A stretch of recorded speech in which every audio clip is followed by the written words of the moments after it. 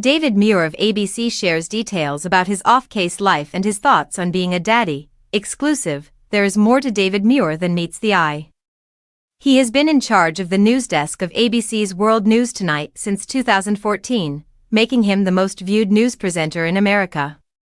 He has reported live from Vatican City at Cardinal Robert Prevost's inauguration as the 267th Pope of the Roman Catholic Church and covered scores of other significant events, including the assassination of Osama bin Laden.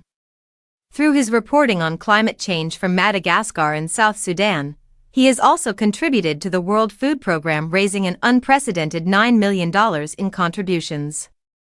Most recently, his friend and mentor Diane Sawyer paid homage to him when he was included in the 2025 Time 100 list. However, Muir, 51, claims that despite his long career in journalism and all of his achievements, he is still most himself in an environment that is quite different from the newsroom. In an interview with People on May 27, he says, "I'd say my most comfortable element is being outside, covered in mud like this weekend, after spending the Memorial Day weekend in his upstate New York homeland. It was pouring rain and I loved every second of it." Muir doesn't always get to showcase this aspect of himself when covering the news, but it always gives him a sense of completeness and reconnection to his heritage. "I have a German short-haired pointer, and for him, the biggest event of the weekend was discovering there was a beaver who had begun to build a dam inside the little boathouse," he recounts. "So I spent more time at nightfall standing on the dock with the dog who was waiting for a glimpse of this beaver coming out of the boathouse than I did doing anything else.